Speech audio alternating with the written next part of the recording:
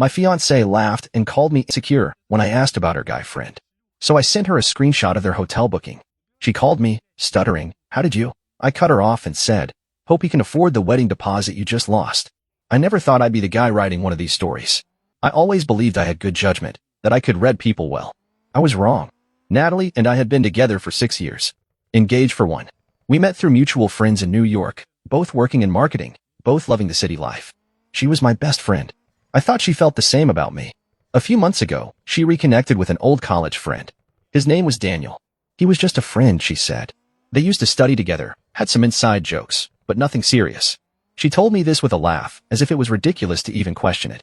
At first, I didn't care. I wasn't the jealous type. I'd never been insecure in our relationship. I had no reason to be. But things started changing. Natalie started texting more. Not just casually, constantly. Late at night, early in the morning, during dinner. She'd smile at her phone, then put it face down.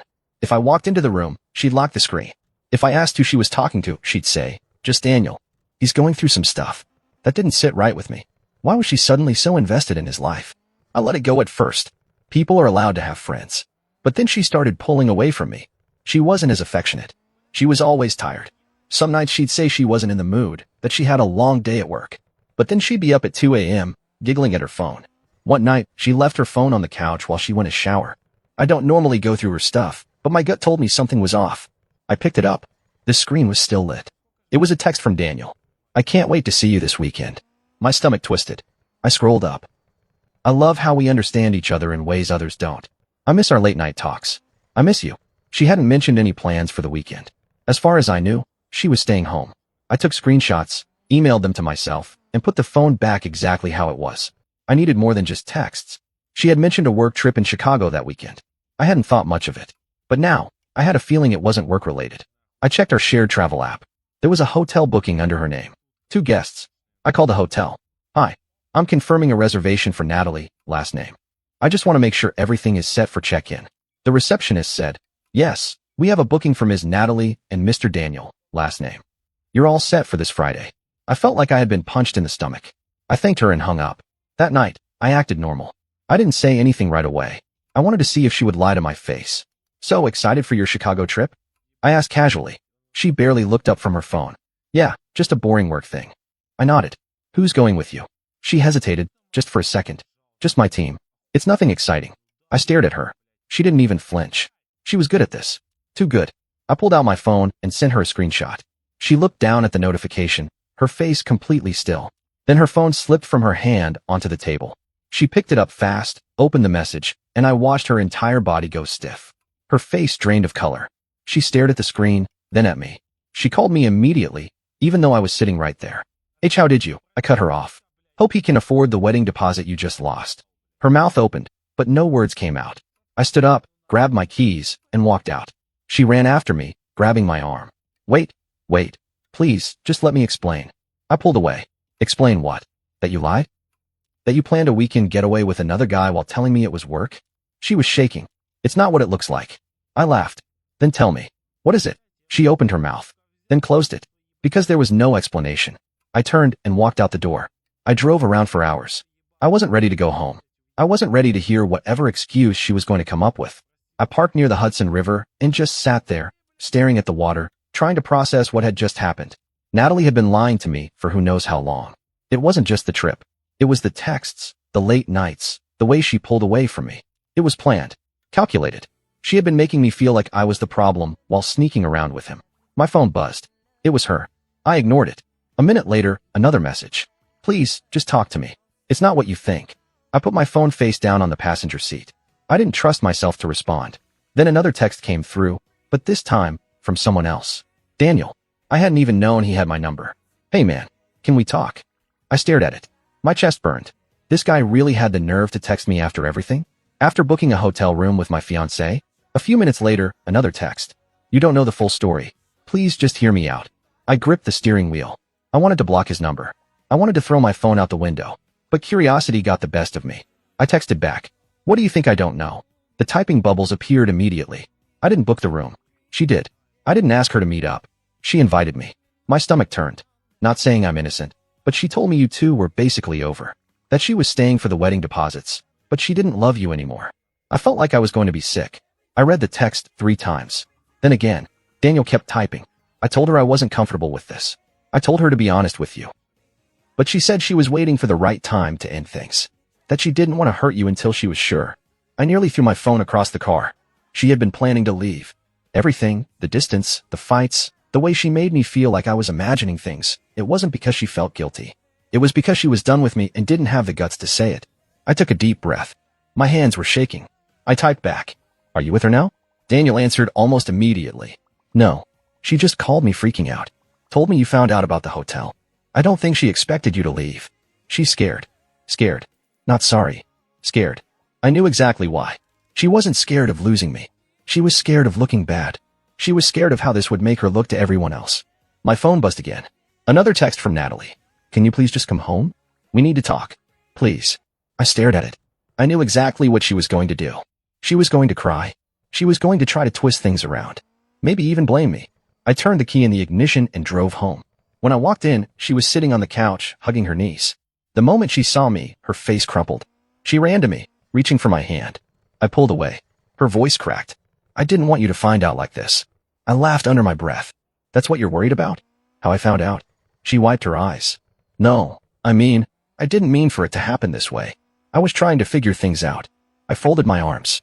Figure what out? How to leave me without looking like the bad guy. She flinched. No, it wasn't like that. I stared at her. So tell me, what was it like? She opened her mouth, then closed it, because she had nothing. She knew she was caught. She sniffed, tucking her hair behind her ear. Can we sit down? I just want to talk. I shook my head. I already talked to Daniel. Her face froze. She blinked. What do you mean? I pulled out my phone and held it up. I know everything. He told me everything. Her hands clenched at her sides. What did he say? He said you told him we were basically over. That you were staying for the wedding deposits, but you didn't love me anymore. Her mouth fell open. Her eyes darted away, then back to me. He's lying. I let out a sharp laugh. Oh, so now he's lying? The guy you were sneaking around with? The guy you booked a hotel room for? The guy you were texting at 2 in the morning while I was asleep? Tears ran down her face. I never wanted to hurt you. I shook my head, stepping back. That's the thing, Natalie. You didn't care if you hurt me. You just didn't want me to find out. She covered her mouth with her hands, shaking her head. I turned and started walking toward the bedroom. She grabbed my arm. Wait, please. Just give me a chance to explain. I love you. I swear, I do. I looked at her. Really looked at her. And for the first time, I saw her clearly. I let out a slow breath, staring at the woman I had spent 6 years of my life with. The woman who was standing in front of me, lying to my face, trying to salvage something that was already shattered. Her grip on my arm tightened. Please, she whispered, voice trembling. Just let me explain. You have no idea what's really going on. I yanked my arm away. Then tell me. She hesitated, her chest rising and falling fast. It's complicated. I laughed, shaking my head. It's not complicated, Natalie. You made a choice. You were done with me, but instead of telling me, you kept me as your backup plan. She wiped her face with the sleeve of her sweater. I swear, it's not like that. I waited. I wanted to see what she'd say next. She took a deep breath. Daniel, he's not who you think he is. I frowned. What does that mean? She shifted on her feet. He's been obsessed with me for years. He used to have feelings for me in college. I never felt the same way, but we stayed friends. He came back into my life a few months ago, and I don't know. I got caught up in it. He made me feel understood in ways I didn't even realize I needed. But I never meant for it to go this far. I stared at her. Are you actually blaming him? Her voice cracked. I'm not blaming him. I'm just saying it's not black and white. I didn't plan this. I didn't sit there and decide to hurt you. I shook my head. You planned a hotel stay. You planned to lie to me about it.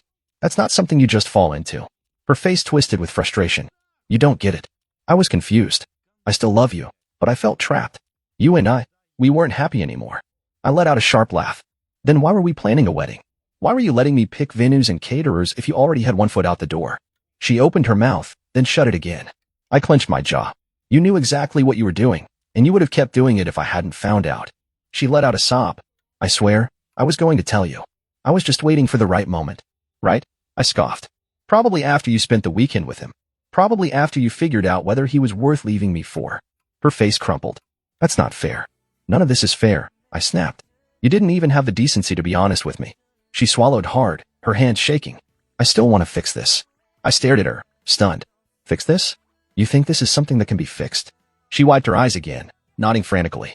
I made a mistake. I was weak. I let myself get swept up in something stupid. But I love you, and I don't want to lose you. My blood was boiling. So if I had never found out, would you have stopped? Would you have called off the trip? She hesitated. That silence was the only answer I needed. I turned and walked to the bedroom. She followed. Please, she whispered. I'll cut him off. I'll block his number. I'll do anything. Just don't walk away from this. I ignored her, grabbing my duffel bag from the closet and shoving clothes inside. She burst into fresh tears. Where are you going? I zipped up the bag and slung it over my shoulder. I don't know yet, but I can't stay here. She reached for me again, but I stepped back. Her face twisted. So that's it. You're just giving up on us. I let out a slow, bitter laugh. You gave up on us months ago, Natalie. I'm just the last to know. Her face was red, her lips trembling. What I have to do to make this right? I shook my head. Nothing. Because nothing will ever make this right. She let out a shaky breath, pressing her hands to her face. I don't want to lose you, she whispered. I stared at her. I didn't recognize her anymore. I turned to leave, but then something hit me. I stopped at the door. You said Daniel was obsessed with you, that he had feelings for you in college. So let me ask you something.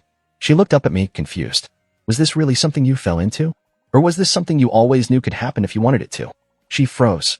I watched the realization dawn on her face. She wasn't confused. She wasn't swept up in some emotional crisis. She had always known he wanted her. She had always known it could happen. And when she finally got bored of us, when things got too real, she reached out to him.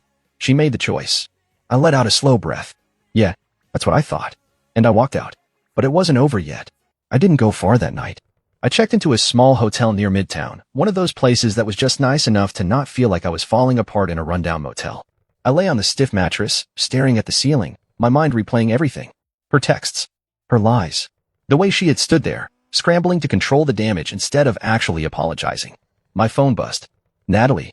Again. I ignored it. A minute later, another text from an unknown number. You need to talk to me. It's important. I sighed. It had to be her. But then another text came through. This is Daniel. My jaw clenched. I didn't want to deal with him, but at this point, I had nothing left to lose. I texted back. What do you want? He responded instantly. I don't think you know everything. Can we meet? My stomach twisted. Another secret? What else could there possibly be? I stared at the screen. I should have told him to go to hell. But something told me that if I didn't meet him, I'd regret it. I agreed. We met at a diner near Union Square.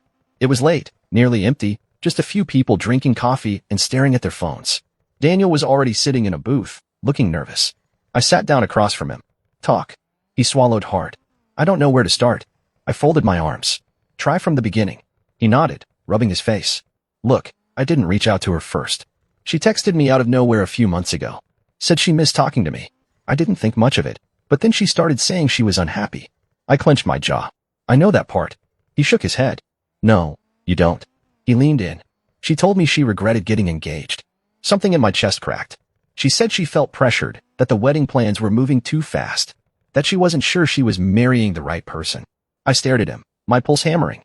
She wasn't just cheating, man, Daniel said quietly. She was trying to find a way out. I couldn't breathe. I told her to talk to you, he continued. I told her to be honest. But she said she couldn't, that it would ruin everything, that she needed time to figure things out. I let out a hollow laugh. So instead, she planned a romantic weekend with you? His face darkened. She made it seem like we were picking up where we left off in college. Like this was meant to happen. I shook my head, gripping the edge of the table. And you just went along with it? He looked down. I thought, maybe she meant it. But when you found out, she panicked. And I realized something. I stared at him. His expression hardened. She was never planning to leave you. She was just keeping me as an option. The words hit like a punch. She wanted me to be the bad guy. If I pushed her, if I demanded something real, she would have backed out. And if you had never found out, she probably would have married you anyway, pretending nothing happened. I sat there, silent. Daniel exhaled. I wanted you to know because I feel like an idiot. And I feel like you deserve the truth. I nodded slowly. Yeah, I did. I stood up. I didn't know him anything else. I walked out, stepping into the cool night air, my mind spinning. She had never planned to leave me. She wanted both of us. A safe, stable life with me. The thrill of something new with him.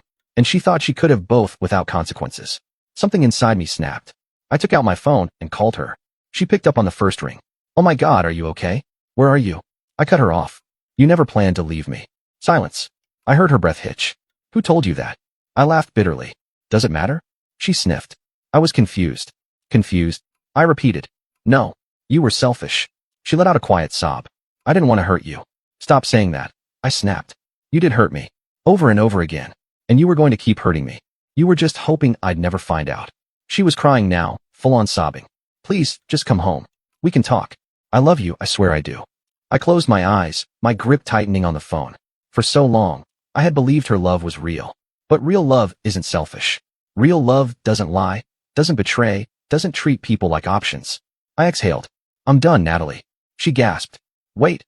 No, please. I ended the call. I stood there for a long time, staring at the city lights. I wasn't sure how I felt. Angry? Numb? Relieved? Maybe all three. But one thing was clear. I deserved better. And I was finally ready to walk away.